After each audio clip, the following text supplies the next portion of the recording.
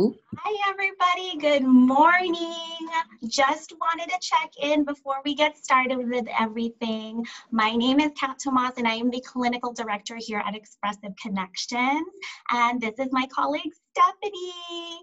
A little issue with my video.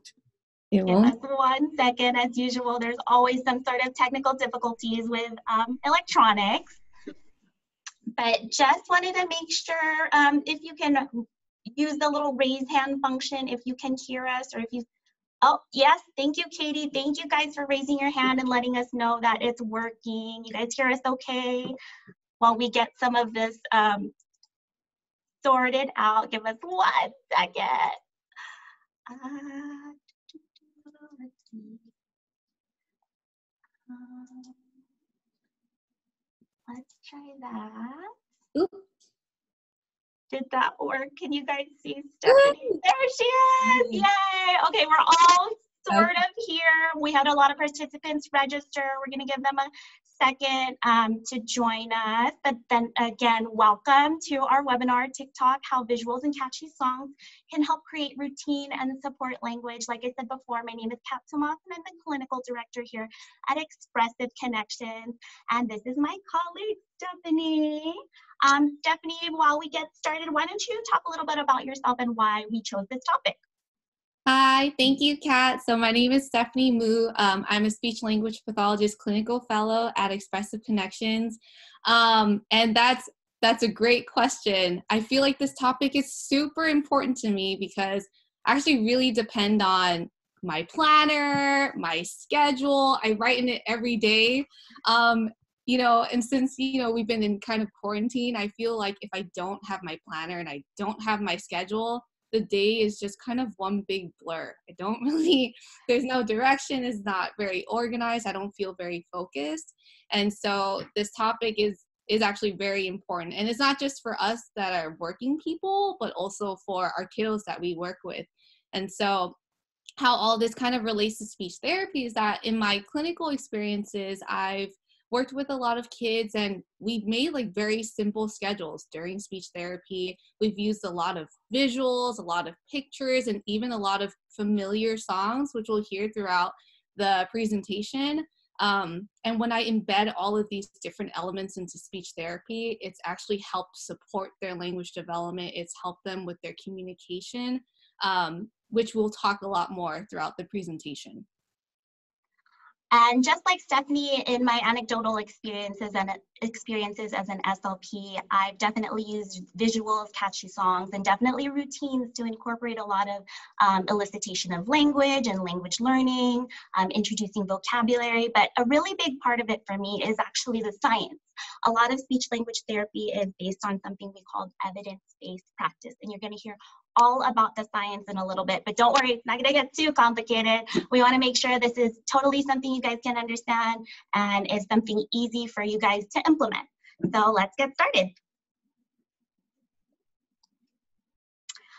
Real quick, we want to get to know you guys a little bit more, and obviously we use TikTok as this attention-grabbing word.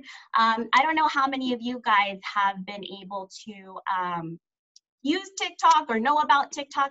Stephanie, maybe you can make me a host so that we can show this poll here. Oh, yeah.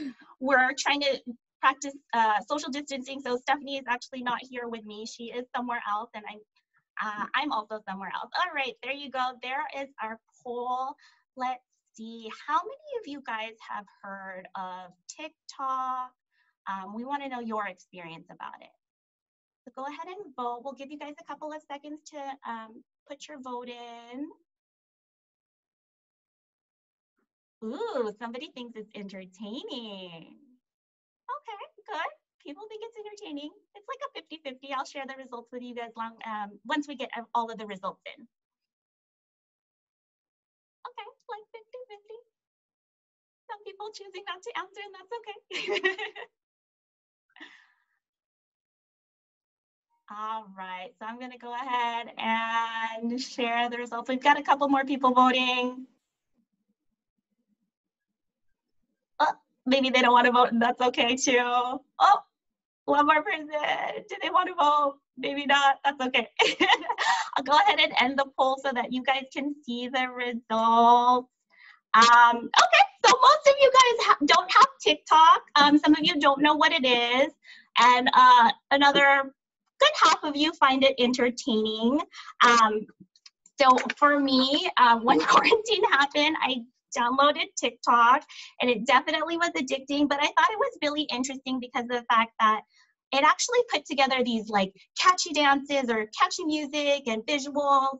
And I was like, I think this is really addicting because it puts those things together. And then I went a little bit further and I was like, I wonder if I can use this in therapy. I wonder if this would be beneficial for other people. So since it was using catchy music and visuals, just like we did with creating routines and visual schedules, I wanted to share this with all of you as well. Close that and move on. A little bit about my experience with the quarantine. I'm not sure if any of you guys, or I'm sure many of you guys can kind of relate. A lot has changed in the past couple of months. At the beginning of the quarantine, we didn't know anything. We didn't have a lot of answers. I personally felt lost and confused. Is it safe to go to the grocery store? Am I supposed to do this? Is it safe to even go outside? Everything felt like it was out of control and very unpredictable, which kind of made me spiral a little bit out of control. You know, we were doing what we could, but I felt like everything was out of control. And I was actually on TikTok and I came across this quote about how, while we can't control everything, we have to focus on what we can control. So I actually moved towards using kind of what Stephanie talked about, a planner, and I started definitely writing things down and planning for what I could, again, gaining control of what I had control of. So that's how I lost my mind, but I got it back, and that's okay. Like, it's totally okay to have a little bit of anxiety about everything that's going on. So again, we want to learn a little bit more about you guys again. Let's talk about routine. Do you guys have a routine in place since the stay-at-home order has been put in place? Some sort of, a lot of sort of answers that I'm seeing. Sort of, yes. Okay, it seems like a lot of people have some semblance of a routine or schedule, which is good. That's kind of what helps us, you know, stay calm, because if something's predictable, you know what's going to happen. We have a couple more people voting, and that's okay if you don't want to vote.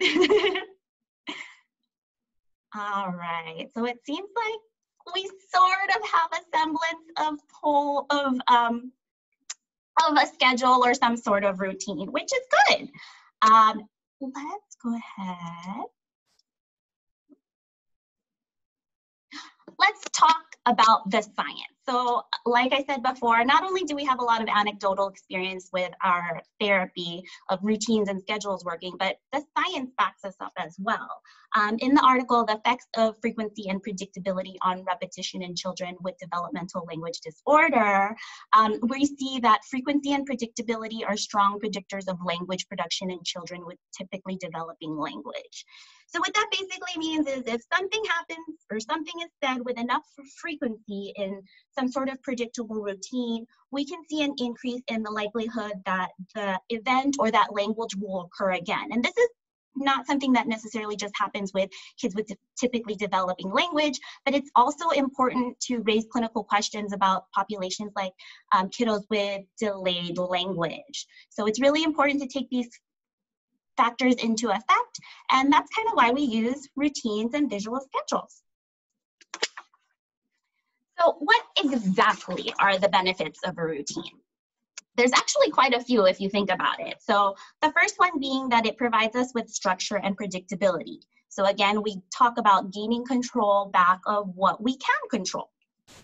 It also helps us improve functional daily living skills. So obviously, if you do a skill on in a repetitive manner on a daily basis, you become more proficient at it. Maybe even mastery occurs. And for our little kiddos, maybe they become a little bit more independent and they don't necessarily need as much of our help as they used to. It also helps increase attention and on-task behavior because the expectation of what is needed is known because we've been doing it all this time. It also helps lower dysregulation and other disruptive behaviors because, again, you know what's coming, you know what to expect, and it helps us facilitate transitions and improve flexibility. We'll talk a little bit about improving flexibility and transitions later on when we talk about additional tips and strategies, and then we'll also even talk about choices to help with that flexibility. Lastly, it's also a great support for visual learners with a visual schedule. Obviously, we want to support our kids as much as we can at this point in time. If those supports are needed, then we want to give it to them. We want to make sure that, you know, they can walk before they run, developing these skills in a foundational manner.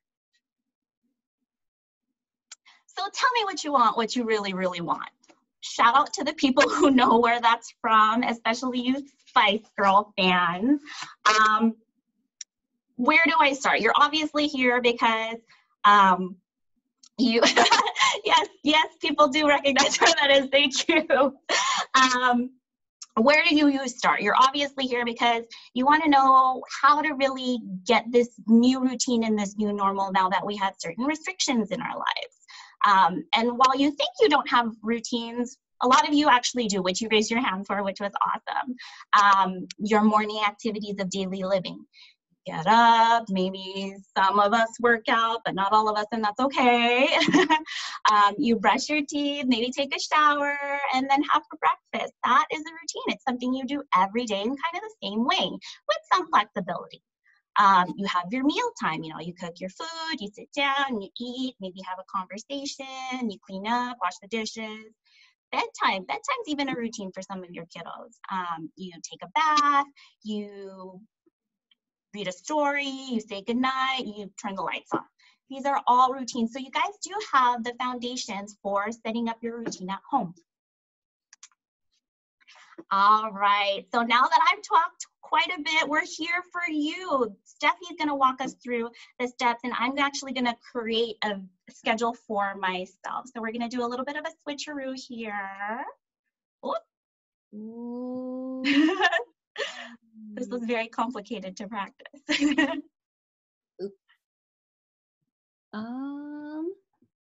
Can't share my screen. Oh, okay, that's probably because you're not a host. Hold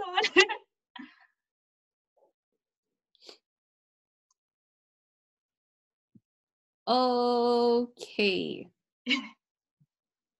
Thank you for the transition.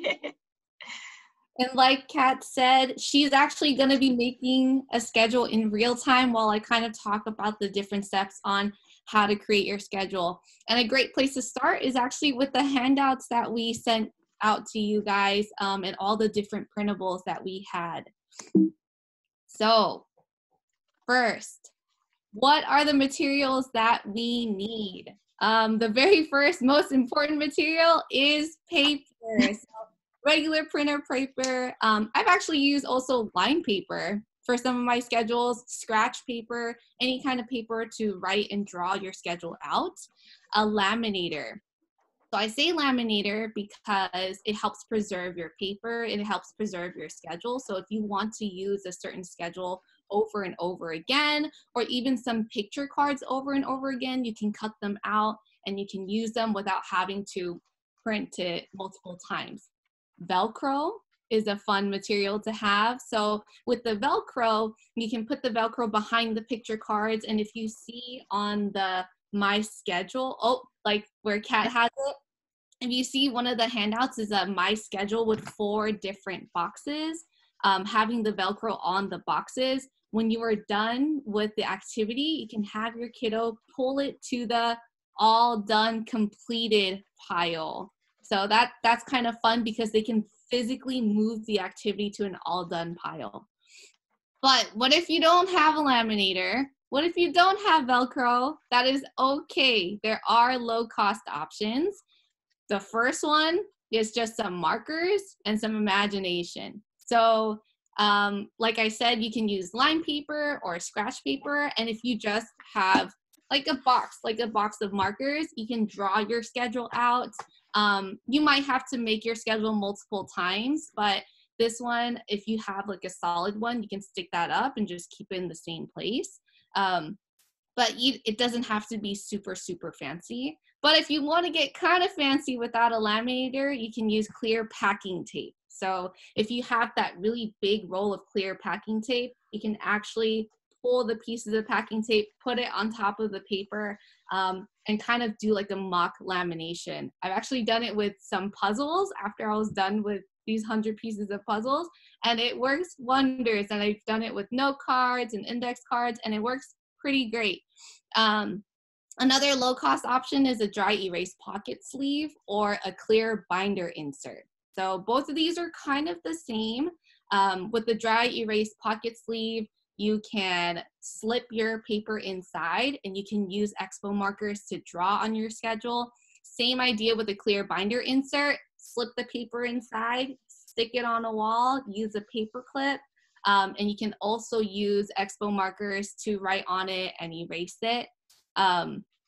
And so low cost, I think you can buy dry erase pocket sleeves on Amazon for $1 each, 12 pack for like $12 or $13. And clear binder inserts, you can buy a pack of 25 for $2 or $3.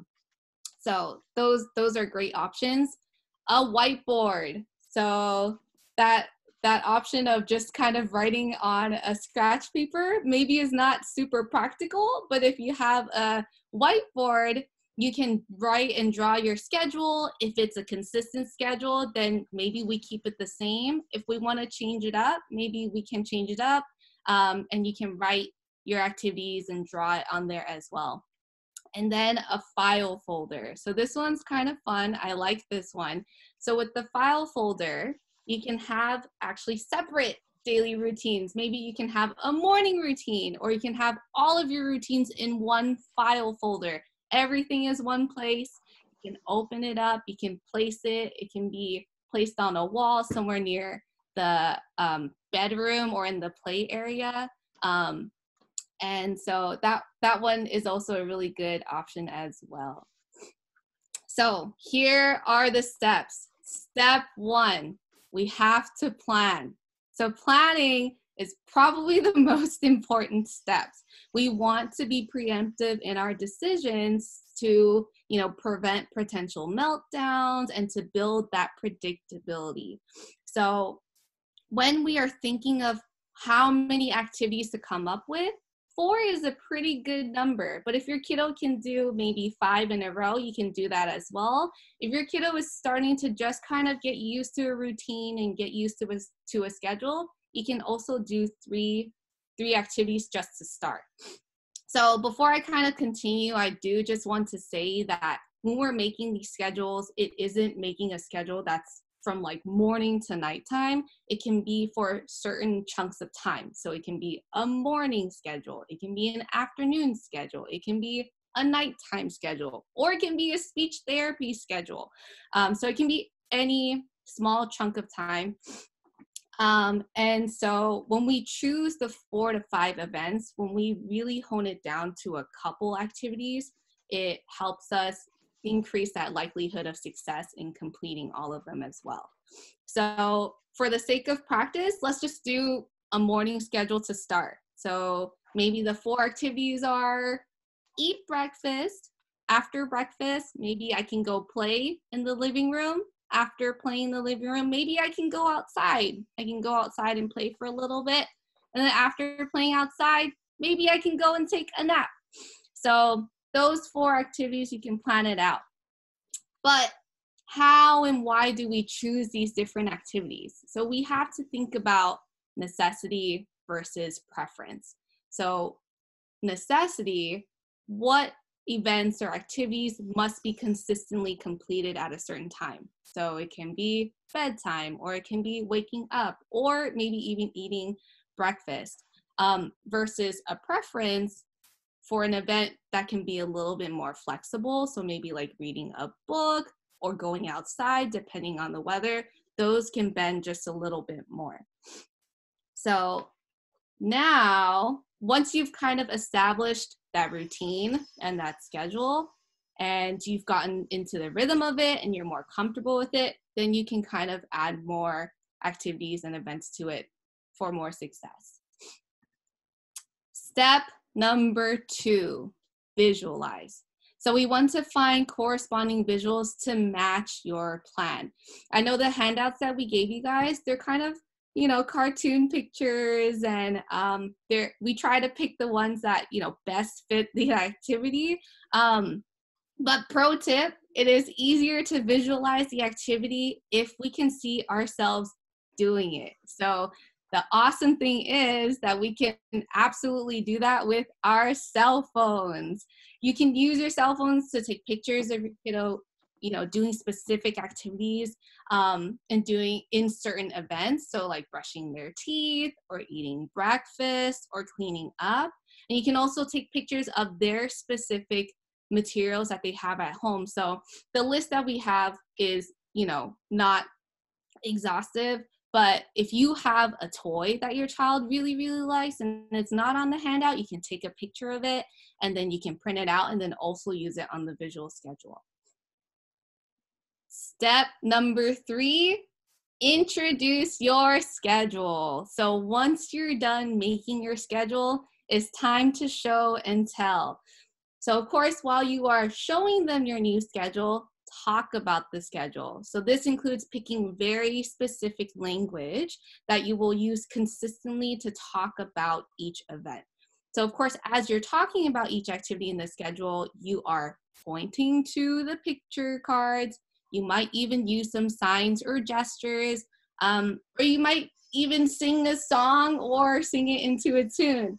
So for example, I don't have a schedule, but I'm going to pretend like I have a schedule. First, we brush our teeth. Brush, brush, brush. Then we eat breakfast. Eat. Next, it's clean up, clean up. Then it's time for play. So Kat's going to talk more about kind of the music and pizzazz side of it, but that was just kind of an example of how you can introduce your schedule and show and tell to your kiddo. Once it's done, it's time to find your schedule a home. So you want to make sure to keep your schedule in the same place. Having your schedule in the same place will help support that routine. It helps create predictability for not just your child, but for you as well. And since it's always in the same place, everyone will always know where it is and can reference it when they need to. Okay, so you're probably wondering, is this even going to work? Well, maybe the first time it doesn't really work, or it's just really tough to figure it out. It might not even go how you want it the second or third time, but don't be discouraged. If it were easy, I think we would all be doing it. But building routines and habits take time, it takes effort, and it takes commitment. And this is something that a family really has to decide to put a lot of time into. This is something that, when we create routines and we follow them, it's a lifelong skill, and it's not just a skill that we follow at home. It's a skill that we take into school and we take into work and just generally in life. So now here is Kat with some additional tips to help boost your schedule and add pizzazz to your routine. Thank you, Stephanie. I think we just have to switch again in terms of host. Gotcha. All right, I'm gonna go ahead and share my screen again. Thanks for being patient with us. Do that. All right, so we've got our routine. We've got our visual schedule, but wait, there's obviously more. We can't just have the schedule and have the routine. We have to implement it. So frequency, again, the science tells us to use it. We have to use it every day, or else it's not really a routine, or not really happening all the time. So I go by 3 tenets. We're gonna teach it, sing it, and move it. Let's do this. drop that beat. Music makes you gain control. So I don't know how many of you have traveled a lot, but no matter where you go, everyone has, you know, their own style of music. Some people talk about how music is like a universal language. The interesting thing is music does kind of trigger a different part in our brain. And sometimes all it takes is the tune or rhythm for you to remember the memory linked to that song. So we're gonna do a little bit of an example. I'm gonna hum a song and I wanna see if you guys can figure out what song it is. So.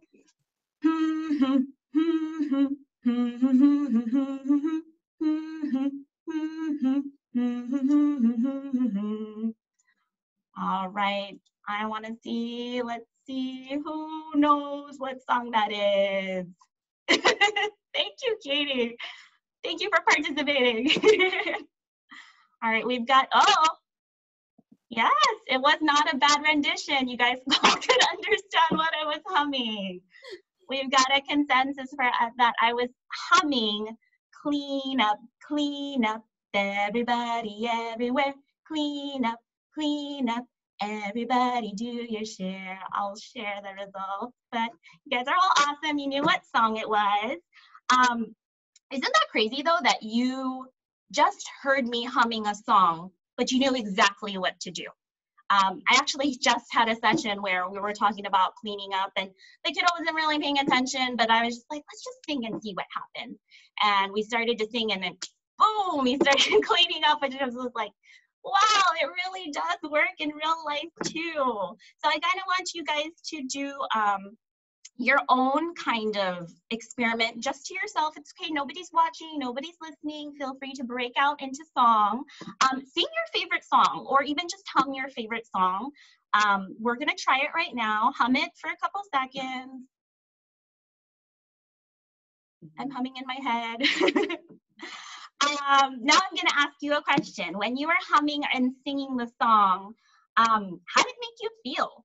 Did it make you smile? Did it make you want to move? How automatic were the lyrics when you started humming the song or singing the song to yourself? You have a positive emotional memory a lot of the times linked to that special song. And since you liked it so much, you probably sang it repetitively. So that made you really remember and ingrain that memory in your brain. So a lot of the times, I, like Stephanie, use a lot of songs and music in my sessions. And recently, since Baby Shark, I know a lot of you guys know, they recently started redoing the song as a song called Wash Your Hands. So instead of Baby Shark, do, do, do, do, do, they actually made it to Wash Your Hands, do, do, do, do, do, do, wash your hands, do, do, do, do, do, do. So if your kiddo likes that, that is on YouTube by Pink Fong, so you can look that up. But another way that Stephanie and I might sing it is, this is the way you wash your hands, wash your hands, wash your hands. This is the way you wash your hands, wash, wash, wash. And literally you can take any song and make it into a transition song or a song that's really gonna help them remember, okay, what is the activity, or what is it that I'm supposed to be doing in this moment? And we're making it fun. Some kiddos can't even realize that we're actually giving them direction. So keep that in mind when you really wanna help your kid move on to something else. But don't worry, we'll be talking about more ways. Not only do we teach it, not only do we sing it, but we move to it as well. So use movement to your advantage. A lot of our kids like to move a lot. Give an action as they transition. If any of you were present for our most recent webinar regarding regulation with Dr. Kimmy Goldstein, shout out to Kimmy if she's listening. She talked about how different kids require different methods of input to help maintain regulation and fill up their cup. One of the ways we kind of talked about, or she kind of talked about, was through animal walks. So some of the examples are, can you bear crawl to the bathroom? Can you kangaroo jump all the way to the kitchen table? Can you crab walk to the bathroom? It's time for potty, something along those lines. Making it kind of fun, using those movements as a way to really help, but also keep your kiddos regulated if, you know, this transition is difficult. Make it into a challenge or a game. A lot of the times when kiddos, I use the cleanup example a lot because kids don't really like to clean up, but that's okay. So can you challenge your child to do something very quickly? Who can clean up faster? Who can get the most toys into the basket first? Who can get to the table the fastest for dinner? These are all different just suggestions or different ways where, again, you can use that movement in your favor to get your kids to transition between the events of your routine. Obviously, some activities are more fun than others, so it's natural that some transitions will be harder than others, and that's okay. We want to make sure we give our kids advance warning. A lot of the times I will look at the clock and I'm like, oh my goodness, our session's about to end. I still make sure that I say, okay, we're gonna do 1 more minute. But also be practical. Sometimes these activities are very motivating and exciting, so we need to give more warning. Okay, 5 more minutes. Okay, 3 more minutes. Okay, 1 more minute. And as repetitive as it seems, again, we go back to the science. Kiddos might need that repetition to really help them ingrain that routine. Again, cell phone magic. Our cell phones have apps with visual timers. We actually also included some examples of applications as well that help you give that visuals for kiddos. But then again, if you don't want to use your cell phone, you can always do like a basic countdown and say, okay, on 3, we're going to be all done. 1, 2, 3, all done. And then we even have an example on the screen of a countdown example where you can visually hold something written out and say 5, 4, 3, 2, 1, and say, you know, it's time to turn off the screen. Again, we talked a little bit about flexibility at the beginning, but yet we're talking about control in this situation. So we're actually going to implement both. Just like you need control and predictability, your kiddos need some sort of semblance of control in their choice of activities as well. So offer choices. You might be in control of the activity, so you choose the activity, but give them choices within that activity. Okay, Bobby, it's time to read. Do you want to read Duck, Duck, Dinosaur or Clark the Shark? It's time to eat all your vegetables. Do you want to eat your cucumbers first or the carrots first? Giving these choices, even though you're still in control of the activity, you give your child some choices and they learn to be a little bit flexible as well. Get on their level. This gives them a chance to really see and hear what you're saying. A lot of the times, if your kiddos aren't necessarily looking at you, or you're too far, or you're standing over them and you look a little bit scary, it's hard for them to really attend to the information that you're giving them. So make sure you get on their eye level. I tend to sit down and sit next to my clients, and I make sure they're looking at me and really hearing what I'm having to say. And then of course, using that visual schedule as a support if they're a visual learner. Lastly, but most importantly, make it exciting. I know it's really hard sometimes because you're at home all the time, but sometimes it's like interesting how if you even just pretend to be excited, you actually feel a little bit more excited. Kids smell fear. Kids smell fear. They smell excitement, they smell that stress, and they kind of play off your emotions. So you want to make sure that, you know, even if you fake it till you make it, it might result in having a little bit more of a positive effect and helping you transition through to the next activity. But then again, also, don't forget your visual schedule as your support. So Stephanie's going to answer a very important question for us as we transition back to her.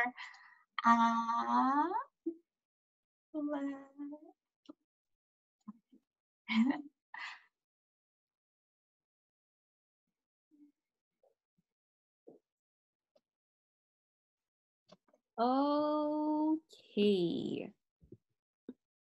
So the big question is, what's language got to do with it? And The answer, absolutely everything. So let's think about it. Doing something over and over again is essentially how we learn, which also applies to language.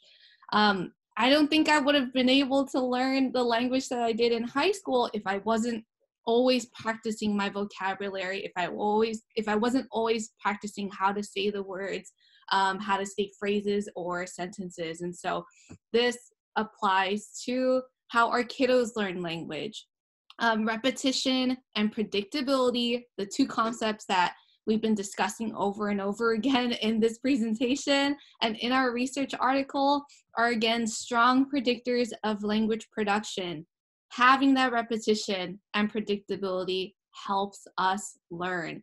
More specifically, routines that are consistently implemented and predictable helps create that space for language learning and vocabulary learning. So for example, during bath time, words that you might use include water, bathtub, scoop, splash, pour, wash, scrub, soap, bubbles, and maybe even different body parts.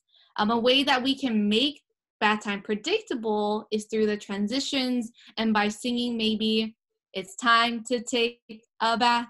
It's time to take a bath. Hi-ho-a-dairy-o, it's time to take a bath." And, while we are taking a bath, we can maybe also sing kind of the tune that Kat was singing earlier. "This is the way we wash our hands, wash our body, wash our head. This is the way we wash our body, wash, wash, wash." And so we keep using those tunes, those familiar sounds, which helps build that repetition and also that predictability. And like we mentioned previously, it's picking specific language and using it consistently. Building that predictability helps them anticipate what is going to come next, but not also what is going to come next, but what words and what language is going to be used as well. Once we've learned the routines, as I mentioned before, we can finally kind of get into a rhythm of it. And once they're more independent in these different skills, we can eventually develop flexibility with our already learned routines and our skills. So to kind of summarize the research again, frequency and predictability has been shown to prove as strong predictors of language production in not just typically developing children, but also children with language and speech delays. And what better way to have repetition and predictability than in our everyday routines in our most natural environment? So we are the professionals on this topic, but you are the experts on your children. Do what you think is best for not just your child, but for yourself and everybody at home. These are just suggested tips. Please reach out to us if you have any questions or you need help tweaking your schedule, because there is no right or wrong way to do this. Thank you for joining us. Yes, thank you so much for joining us. At this point in time, I'm actually going to have, Stephanie, can you throw the contact information back up? Oh, you're right. At this point in time, if you want to go ahead and use the Q&A or even the chat button at the bottom of your screen to ask any questions, we can go over anything again, but just also so you guys know, we did record this webinar, so it will be available to you after, so you guys can review it again. We can't thank you guys enough. Oh, I don't see the info. We wanted to give you guys our email addresses so you guys can be in contact with us. Don't be a stranger. We love, I have a question already. Where can we find the recording? Since you are registered for the webinar, I will go ahead and email you after we have the recording up, and you will be linked within that email along with the materials that Stephanie graciously put together for us again. So right after the webinar is complete, we'll get that out to you guys. Any other questions I see? Oh, let me look. Thank you. Thank you, Katie.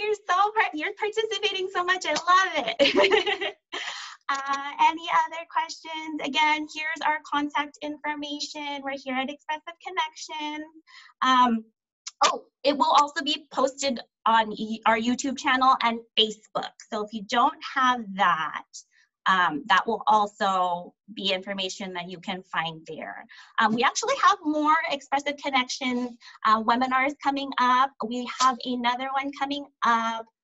Ooh, I can't tell you the date, but if you go to expressiveconnections.org/learn, you will find information there about all of our events. We'll constantly be trying to put out content for you guys. We want to make sure that even though we're in this new normal, we are here for you and we're in this together. Oh, the webinar was actually going to be on June 3rd by Dr. Kimmy Goldstein, our OT, and it will be about learning styles, which is great too, because we talked a little bit about, you know, if you're a visual learner versus an auditory learner, but she's going to go into that a little bit more depth. Oh, and I think it stopped hosting us. All right, and I don't seem to see any more questions. All right then, thank you again so much. We'll be in touch soon.